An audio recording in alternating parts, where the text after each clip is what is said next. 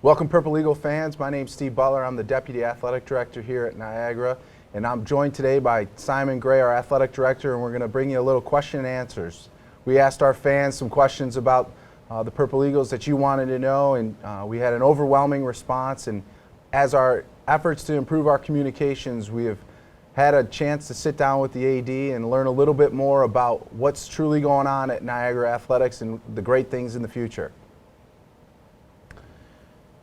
Simon, let's start with a topic about facilities and really ways that we can improve our facilities and what we're doing to support our student athletes in their training efforts. Yeah, thank you, Steve. And I'm really excited to be here to talk about several things, that our fans have reached out to. And as you and I have talked, and we've talked within our department, we're always looking for ways to communicate better. Can we ever communicate enough? I don't know, but we're going to give it our best shot, right? We're constantly looking for innovative ways to communicate. And I know we'll talk a little bit more about thorough communication later, but when we're talking about facilities, I thought it might be a nice time to introduce the fact that we need everybody to help us. We need everybody on board to be engaged. It can't be just one person or just us here in the department. We need the community to get involved with us. So if there's something that sparks an interest in someone during this Q&A, you and I were very pleased with the response that we've got when we called out for questions.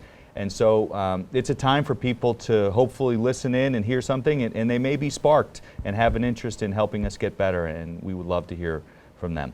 Yeah. Facilities is certainly an area that we are focused on, right? And the campus in general is focused on it. We're in the midst of a campus master plan, which works perfectly within the athletics department, as you and I talk about all the time. We don't operate in a silo. In the athletics department, we're part of the university community, and we have to set our goals and our objectives within the university's same thing and within their strategies. So when we're thinking about facilities, we have a long way to go, right? And it's not going to happen overnight, but there are some things that we're doing right now, the things that we've done in the 2 years that I've been here that we're very excited about, and then we're going to talk about some more intermediate and long-term planning as well as we go. Great. Maybe let's start with a new project of baseball and softball and trying to enhance Bobo Field and softball field. Right. So, we face some climactic challenges here in Western New York. The climate is difficult for our spring sports in particular, and baseball and softball are two sports that we have trouble getting out even to practice at the beginning of the spring semester. And so we lose a lot of days to practice because our fields are too wet. Sometimes they're covered in snow, but sometimes they're just too wet, right? And so we can't get out there.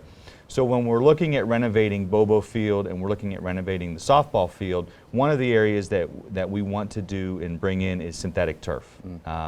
So in the baseball field, what we're looking at is the infield, replacing the infield with synthetic turf all the way back to the dugouts, leaving the outfield as is for now, although we certainly want to level that out. Certainly. As you know, it drops off, slopes off a little bit into right field. So we want to level the outfield, but we're looking at the primary focus of this project, and the main priority is to turf that infield. And it's amazing. We did this at the previous school where I was. It is amazing how many days you can recoup by having that infield done. We're also looking at replenishing the dugouts, renovating or bringing in new dugouts, bigger dugouts that add some space and some amenities for our student athletes and the visiting team. We want to bring in a brick backstop with netting that would replace the chain link fence out there as well. So not only will it look better, but we'll add some safety provisions and welfare for our student athletes. On the softball side, we're looking at a little bit of the opposite when we're talking about the field. The skin infield is easier to protect from weather when you're talking about softball. So we're looking at bringing in the turf, the new turf out in the outfield for softball. Dugouts are in decent shape there for softball, but renovating them, making them a little bit better for our student athletes and for the visiting team as well, and looking at a backstop and netting there.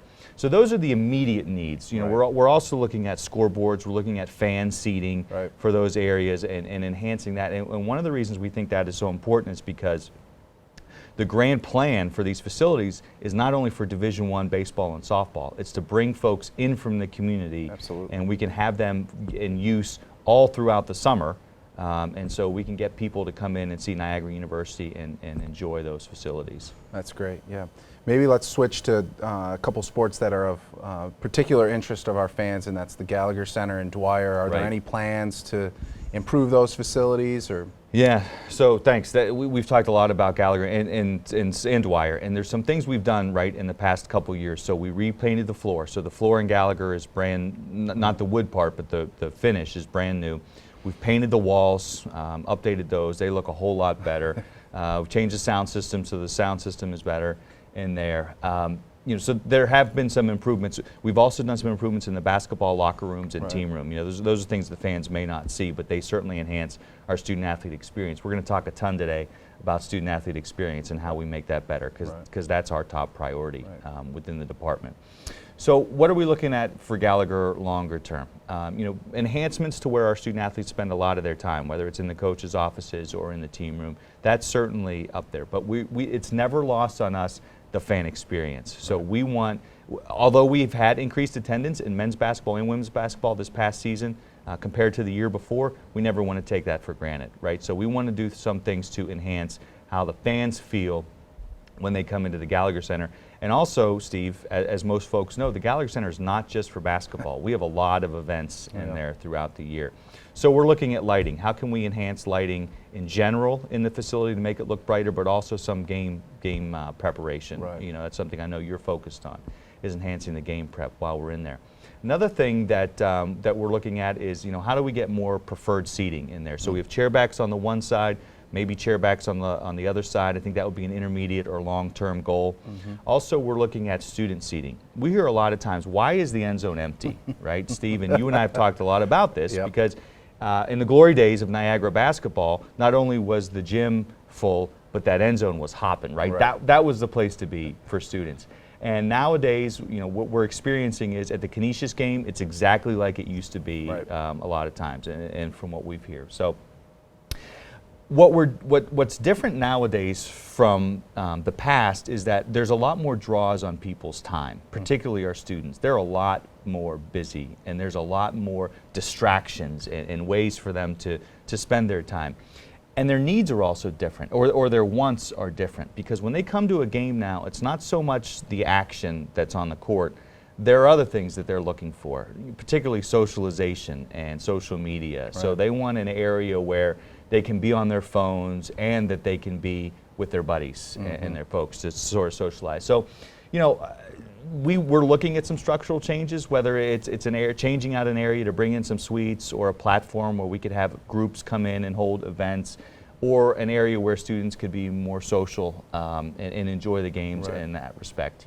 Those are things that we're looking at in the long term. That's great. How about Dwyer Arena? Is there any changes to that facility? Yeah, so we've talked a lot about Dwyer, and I think these conversations go well before I came and probably before you came in, Steve, really. So when Dwyer was built, it was built so that it could be expanded. Right. And it's something that we're looking at. Should Dwyer be expanded into having seating on both sides? Should it become multi-purpose even? Should there be some other things that go into Dwyer in addition to hockey? I think those are longer term plans. I don't see those happening in the near future. But enhancing our seating in Dwyer is something we're focused on more closely now, right? So whether that means better chair backs, whether that means glass side seating, which we've seen at Robert Morris works very well. People get excited about that. More chances to pound on the glass. Who wouldn't want that? We have a very nice premium club, and Steve, you do a great job of running our premium club. I think it's an excellent place to watch a game. You get a nice meal. You get good seats for the game. So bringing more people into the fold in the premium club is a focus for us. And then there's some of the bones. There's some of the bones of the Dwyer that most folks don't get to see. So whether it's our hockey locker rooms, our lacrosse locker rooms, our equipment room, our student athlete weight room is in Dwyer, those places need to be spruced up. They're good, and I think they do provide our student athletes with a decent experience, whether it's in the locker room, in their team room where they're hanging out, or in the weight room where they're working out. But those places, they need some additions, whether it's carpet, in the hallway we need to bring in some multi-purpose flooring, and then we need to expand the weight room. So those are some of the things we're focused on more short term. That's great. And then thinking about the facilities downtown, I hear those rumors all the time. Are the Purple Eagles going to move basketball and or hockey downtown, or when these facilities are built? Who knows? But maybe talk a little bit about our collaboration with the folks downtown. If facility does come online. Right, and that was a specific question that we got in addition to facilities was, are we looking at areas or are we waiting on the sideline just to see what happens? Right. I would say this, Steve, you and I have met several times with developers who have plans of facilities that they're going to put into Niagara County. And the reason we're always on the top of their list is because Niagara University is a major, significant player in Niagara County. And when you look at an athletics facility, obviously we're a top priority because we can bring in, maybe not be a permanent tenant, but be a majority tenant in some of these facilities. So we've had those meetings. I think we're always sought after. We certainly have a good relationship within Niagara Falls.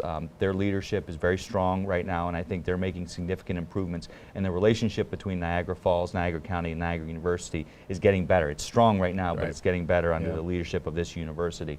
And so I think we'll always be in those conversations. I'm a significant proponent of having all of our facilities on campus. I think that just brings a lot to not only our student athletes, but the campus community, and I really feel strongly in that. However, we're not going to be short-sighted.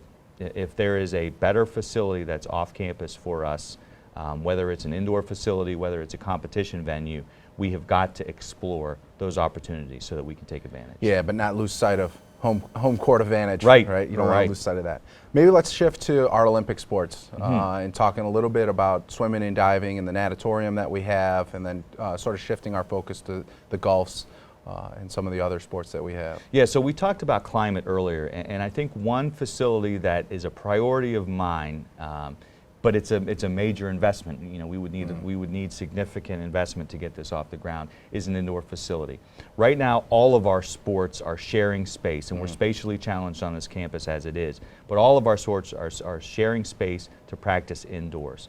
And so if we had an indoor facility, it would help all the sports that you talked about and our other sports as well, because it's a great training venue. Right. So what we would be looking at is a turf infield, potentially a track that would go around the turf. We could also add some locker rooms, some offices, space in that area. So it would really be a benefit to our department to have an indoor facility, but not just our department. We would have a majority of the time, a large chunk of the time in there, but it could also be used for campus events, whether it's campus recreation, student activities, those sort of things. And it could be for the community as well. We could have community folks that would come in.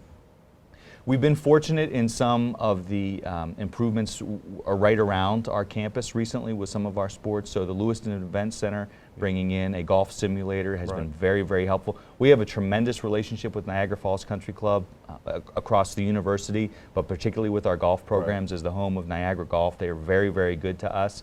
But they're facing the same challenges that we are. We just can't get out there as much as we would like to. So the Paddock Dome has been a nice home for us to be able, but it's far. It's far. So having our student athletes at least a couple days a week be able to go down to the Lewiston Event Center has been very beneficial to us. Our tennis teams have benefited from having indoor facilities down closer to Buffalo, in the Buffalo area. It's been very, very important, those relationships for us, in order to have matches. But on a day-to-day basis, it's a grind. It's a grind. So we're very enthusiastic about the building that's coming in by Niagara Catholic, and Gary Hall has been a great friend to this region, just been a tremendous person for this region, but also for Niagara Catholic and our university. So we're hopeful that our tennis teams can have a home to practice indoors a little bit closer to campus. You mentioned the natatorium, the home of our swimming programs.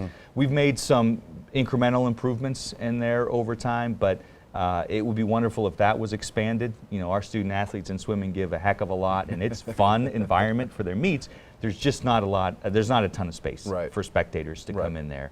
And then, just making some other improvements. We've updated the record board, and that's been nice to recognize achievements of our swimming and diving student athletes through time. But there's just some areas that we could improve in there as well. Yeah, sure. The natatorium, it's a special place. It's fun to have the fans and spectators. If we can increase that, that would, for them to share in the excitement of our swim teams, it would be pretty exciting. Right.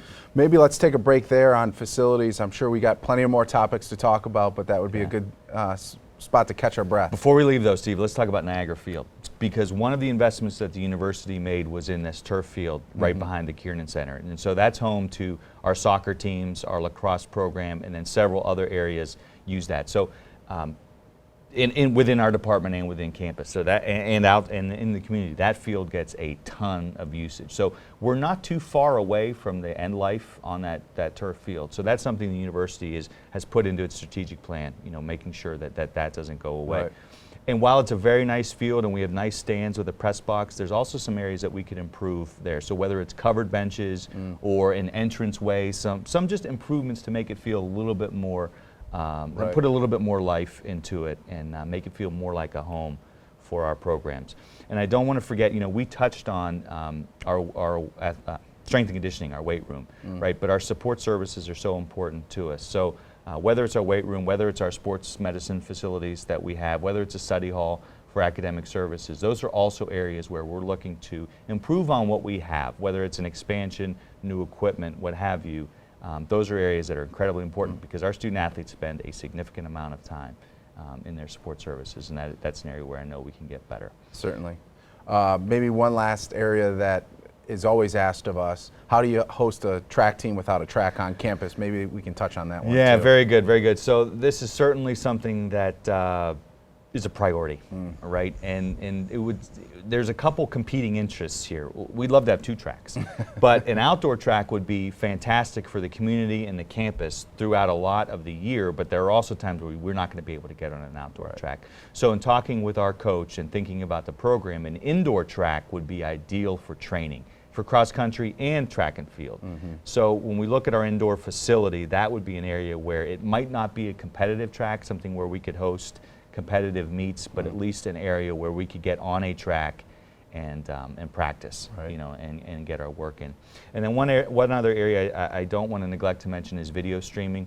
The MAC has made a priority of ESPN3 school productions and getting more of our events online. We've done a very good job, I think, through the past few years of enhancing our video streams, getting more sports available to our fans to see online. But that's something we're really focused on. It's a significant lift, Steve. Yeah. You and Derek Thornton and I have been working on this, and what we would like to have is a mobile production unit, but the price tag on those is between $250,000 and $450,000. And so it would take a significant investment, and another area where we're looking for people to get involved and jump in and help us.